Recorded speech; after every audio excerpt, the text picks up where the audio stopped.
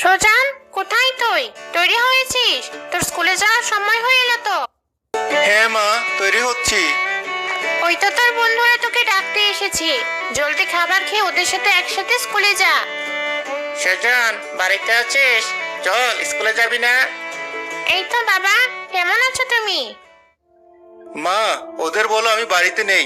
বলো আমি আরো আগে স্কুলে চলে গেছি। কেন? ছেলেগুলো অত আগ্রহ নিয়ে রোজ তোকে ডাকতে আসে, তুই এমন করিস কেন সুজন? আমার ভালো লাগে না। এত লোকজন দল মিলে চলতে আমার মোটেও ভালো লাগে না। আমার একা যেতেই ভালো লাগে। কেমন পাগল ছেলে!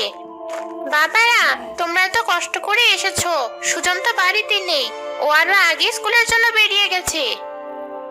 আচ্ছা খালা, আমরা তাহলে চলি। বাঁচিয়ে দিলে। বের হই, অনেকটা পথ ঘুরে যেতে হবে।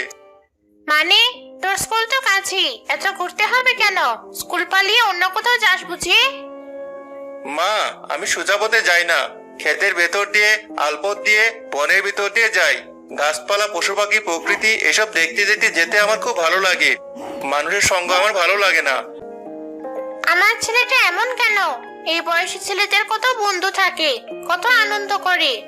ওপরওয়ালা আমার ছেলেটাকে যেন ঠিক করে দেন। ক্ষেতের আলপথ দিয়ে টুকটুক করে হেঁটে যাচ্ছে সুজন।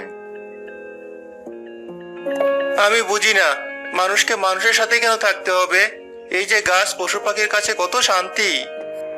এই ছেলে, আমার দাঁড়ের বোঝাটা তুলতে একটু সাহায্য করবে? বড্ড ভারী। নিজের কাজটা নিজে করো। আমি মানুষের সাথে পাশে থাকি না, যত আপদ। ওই গাছটার কাছে প্রতিদিনই কাউকে না কাউকে দাঁড়িয়ে থাকতে দেখি। দূর থেকে মনে হয় ওরা গাছের সাথে কথা বলে। আশ্চর্য, এরাও কি আমার মতো মানুষের সঙ্গ অপছন্দ করে? একবার দেখতে হচ্ছে তো। বলছি কাকা, আপনাকে দেখলাম গাছের সাথে কথা বলছেন। তা গাছটা কি কথা বলতে পারে?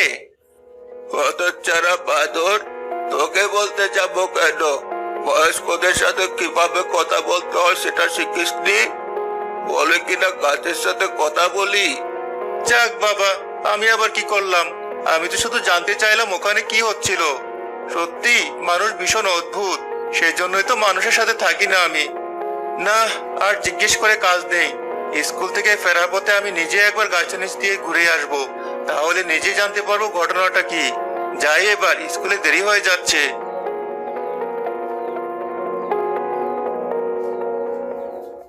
কিরে সুজন, তোকে ডাকতে তোদের বাড়িতে গেলাম। খালা বললেন তুই আরো আগে চলে এসেছিস। তুই তো এইমাত্র এলি, এতক্ষণ কোথায় ছিলি তুই?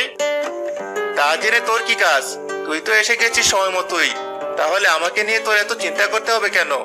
নিজের কাজটা মন দিয়ে কর না, শুধু শুধু মানুষের বিষয়ে নাক গলানো। এই জন্যই তোদের কোনো উন্নতি হয় না, চত্ব সব। তুই আমাকে এভাবে কথাগুলো শুনিয়ে দিলি? মানুষই তো মানুষের কথা ভাববে। একই পথ দিয়ে সবাই স্কুলে আসি, সবাই এসে গেল, অথচ তুই এলি না। কোনো বিপদ আপদ হলো কিনা চিন্তা হবে না? না, হবে না। আমার কোনো কিছু। অদ্ভুত ছেলে। স্কুল ছুটি হলো, বাড়ি ফেরার পথে। আচ্ছা, এখন কি একবার ওই গাছটার নিচে গিয়ে দেখে আসবো আসলে হচ্ছেটা কি? যাই তো একবার। এখন দুপুর বেলা, মানুষজনও কম, এখনই সুযোগ। কিন্তু এখানে তো কাউকে দেখতে পাচ্ছি না। এই গাছটা কি কথা বলে? এই গাছ, শুনতে পাচ্ছ? এই, কথা বলো। না, গাছটা তো কথা বলছে না। তার মানে ওই লোকগুলো কি পাগল? হতেও পারে। দূর, শুধু শুধু সময় নষ্ট করলাম আমি। বাড়ি ফিরে যাই। কিরে সুজন, তোর বাড়ি ফিরতে তো দেরি হলো কেন? সে কখন স্কুল ছুটি হয়ে গেছে, সবাই বাড়িতে এসেছে সে কত আগে। কোথায় ছিলি এতক্ষণ? আর জমির বলছিল তুই নাকি জাম্বুরা গাছের সাথে কথা বলছিলি দাঁড়িয়ে দাঁড়িয়ে। তোর মাথা কি একেবারেই খারাপ হয়ে গেছে? আমি কি করব? কোথায় যাব তোকে নিয়ে? মা, সারাদিন পর বাড়ি এসেছি, দুটো খেতে দাও না। রাজ্যের প্রশ্ন করছো। দূর, কে কি এসে বললো তোমাকে, আর তুমিও বিশ্বাস করে নিলে। সত্যি তুমি পারো বটে। এবার দুটো খেতে দাও তো। আর বিকেলে আমার কেউ ডাকতে এলে বলবে আমি বাড়ি নেই। এই অপরওয়ালা, আপনি আমার ছেলেটার মাথা ঠিক করে দিন।